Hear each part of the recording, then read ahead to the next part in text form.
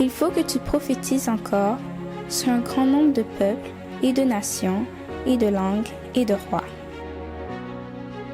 Apocalypse 10, verset 11. ASJH, 1889, du Cap Haïtien.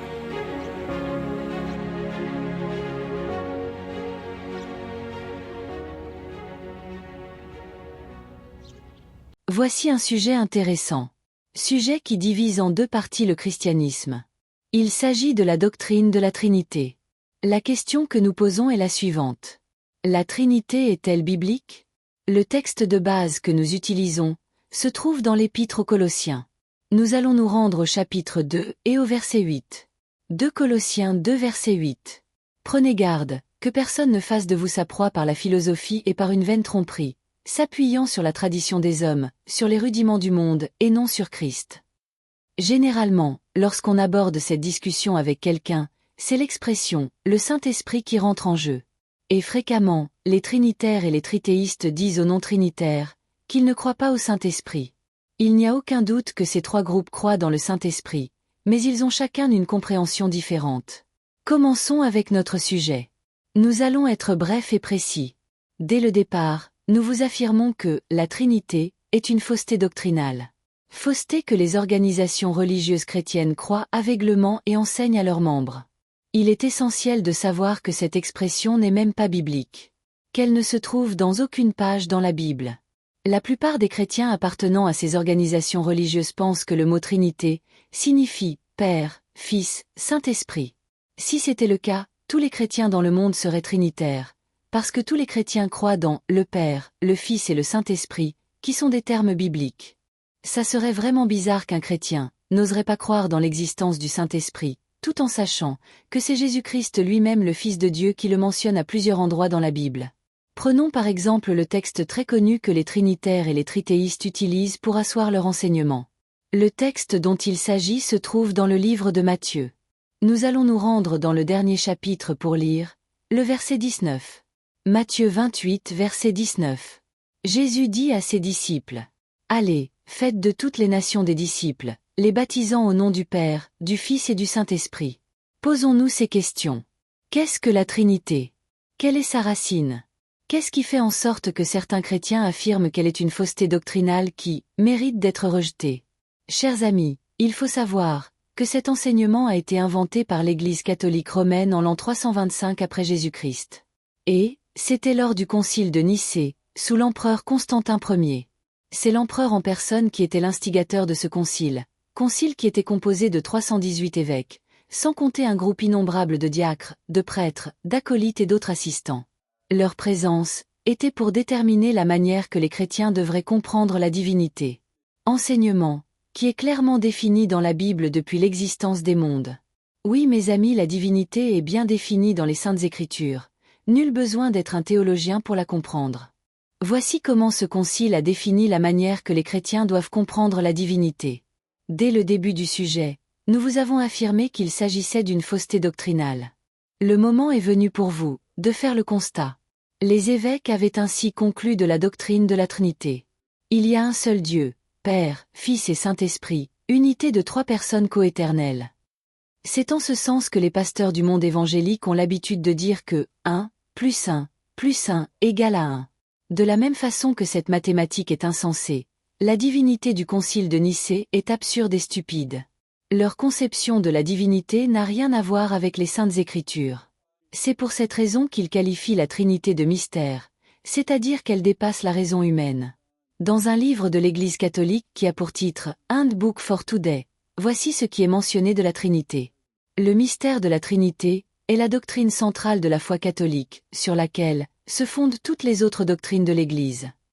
Vous qui écoutez ce sujet, faites de la Bible la base de votre foi, afin de pouvoir éviter tous les enseignements qui n'ont aucun rapport avec la parole de Dieu. Colossiens 2 verset 8. Prenez garde que personne ne fasse de vous sa proie par la philosophie et par une vaine tromperie, s'appuyant sur la tradition des hommes, sur les rudiments du monde et non sur Christ. Suite au verset que nous venons de lire une deuxième fois, je dois sincèrement vous avouer que la doctrine de la Trinité est vraiment une grande tromperie, une tradition humaine, une chose insensée. Enseignement que chaque chrétien lucide doit absolument rejeter. La divinité biblique n'est pas une unité de trois personnes coéternelles. Cela ne prend pas trois personnes distinctes pour constituer, ni la divinité de la Bible, ni la personne du seul Dieu de l'univers. C'est contraire à la Bible et au gros bon sens. Ensuite, il faut savoir que le Saint-Esprit de la Bible n'est pas une personne comme le sont l'Éternel, le Père, et Jésus-Christ, le Fils. Le Saint-Esprit est l'Esprit de Dieu et de Jésus-Christ qui sont des êtres saints. Le Saint-Esprit est l'omniprésence de l'Éternel et de son Fils, sachant que les deux ne peuvent être présents physiquement sur la terre. Alors, ils le sont en esprit. À plusieurs endroits dans la Bible, nous rencontrons les expressions « l'Esprit de Dieu » et « l'Esprit du Christ ». Cependant, nulle part est mentionné « l'Esprit de l'Esprit Saint » ou encore « l'Esprit du Saint-Esprit ». Je vous invite à lire deux textes pour confirmer ce que nous avons avancé. Le premier texte se trouve dans l'Épître aux Romains, et le second dans l'Épître aux Philippiens. Lisons le premier. Romains 8 verset 11. Et si l'Esprit de celui, notez ceci, si l'Esprit de celui, qui a ressuscité Jésus d'entre les morts habite en vous. Je vous rappelle que celui qui a ressuscité Jésus d'entre les morts fait référence à l'Éternel Dieu le Père naturel du Christ. À présent, lisons le second texte. Philippiens 1 verset 19. Je sais que cela tournera à mon salut, grâce à vos prières et à l'assistance de l'Esprit de Jésus-Christ. Dans Romains 8 verset 11, nous avons noté « l'Esprit de Dieu », et dans Philippiens 1 verset 19 nous avons noté « l'Esprit de Jésus-Christ ». De tout cœur mes amis, vous pouvez chercher dans toute la Bible, vous ne trouverez nulle part l'Esprit de l'Esprit Saint que les hommes ont fini par personnifier. De là, nous pouvons comprendre que la divinité est composée de l'Éternel Dieu et de son Fils Jésus-Christ, deux êtres distincts. Il n'y a pas une autre personne dedans. Si le Saint-Esprit était réellement une personne, Jésus-Christ serait appelé Fils du Saint-Esprit et non Fils de Dieu. Luc 1 verset 35. L'ange répondit à Marie, « Le Saint-Esprit viendra sur toi, et la puissance du Très-Haut te couvrira de son ombre. C'est pourquoi le Saint-Enfant qui naîtra de toi sera appelé Fils de Dieu. » Comment le Saint-Enfant allait être appelé? Fils de Dieu mes amis, Amen. Et non Fils du Saint-Esprit. Le verset 35 du premier chapitre de Luc, que nous venons tout juste de lire, nous fait comprendre clairement que l'Esprit Saint n'est pas un être personnel, mais qu'il est réellement l'Esprit de l'Éternel notre Dieu et de notre Sauveur et Seigneur Jésus-Christ. C'est exactement la compréhension que chaque chrétien devrait avoir du Saint-Esprit. Si vous manifestez votre foi dans la conception de la divinité inventée par l'Église catholique romaine en l'an 325 lors du concile de Nicée, vous êtes dans l'idolâtrie. Tous ceux qui croient dans la doctrine de la Trinité sont volontairement ou involontairement idolâtres. Et, j'imagine que vous devriez savoir que les idolâtres n'auront pas une fin heureuse. Et c'est la Bible elle-même, les Saintes Écritures, qui nous révèle le sort de ces gens. Rendons-nous dans le dernier livre de la Bible, pour lire le verset 8 du chapitre 21. Apocalypse 21 verset 8. Les idolâtres et tous les menteurs, leur part sera dans les temps ardents de feu et de soufre, ce qui est la seconde mort. Concrètement, c'est quoi la seconde mort? La seconde mort, chers amis, c'est subir le jugement exécutif de l'Éternel, c'est la destruction par le feu du ciel de tous les méchants que la terre aura connus, sans oublier bien sûr, Lucifer et ses anges. Dans la prière que Jésus avait adressée à l'Éternel son Père, il nous a mentionné comment nous devons faire pour avoir la vie éternelle. Voulez-vous savoir que faire pour avoir cette vie sans fin? C'est exactement ce que nous allons lire en Jean 17 verset 3. Jean 17 verset 3. La vie éternelle, c'est qu'ils te connaissent, toi, le seul vrai Dieu, et celui que tu as envoyé Jésus-Christ. Jésus dit à tous les chrétiens quoi faire pour avoir la vie éternelle. Nous devons tout simplement connaître son Père et lui. Connaître une troisième personne autre que l'Éternel et Jésus-Christ, c'est de l'idolâtrie. Voici ce que Jésus nous dit en Jean 14. Nous allons lire le premier verset. Jean 14 verset 1. Croyez en Dieu, et croyez en moi. Donc, tous les chrétiens qui continueront à croire que le Saint-Esprit est une troisième personne distincte de la divinité et lui rendre gloire, perdront certainement leur vie éternelle. Nous devons adorer le Père éternel qui est le seul Dieu de l'univers et Jésus-Christ son seul Fils engendré, son envoyé, l'envoyé du Père. Jean 5 verset 23. Que tous honorent le Fils comme ils honorent le Père. Celui qui n'honore pas le Fils n'honore pas le Père qui l'a envoyé. Pour mettre fin à ce sujet, vous devez absolument savoir que l'Éternel notre Dieu est un être personnel existant de par lui-même. Or lui, il n'y a pas d'autre Dieu. Jésus-Christ notre Sauveur et Seigneur, n'est pas le Dieu de l'univers mes amis, mais, Fils du Dieu de l'univers.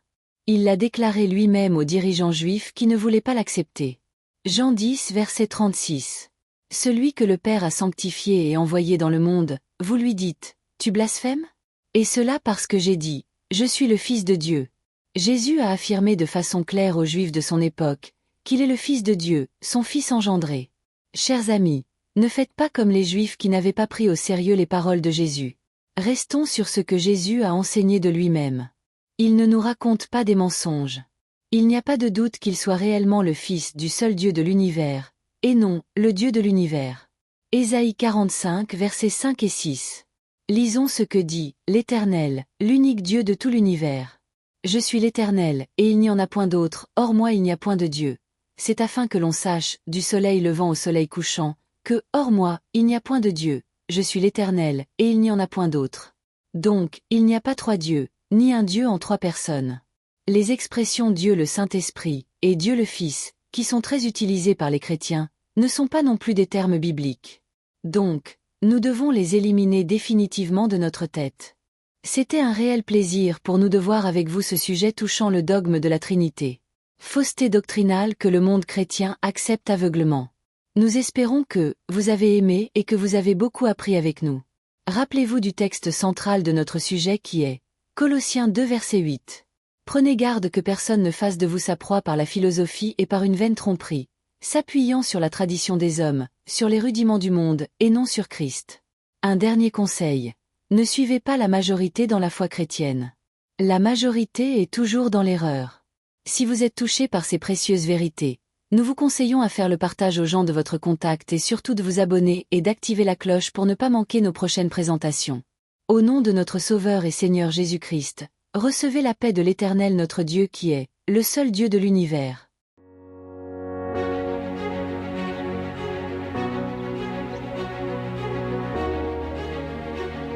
Merci d'avoir écouté cette présentation. Si vous souhaitez prendre part à la mission que Jésus-Christ confie à notre Église, contactez-nous via les coordonnées suivantes: ASJH 1889, caphaïtien@gmail.com, pour WhatsApp 509 32 32 41 42.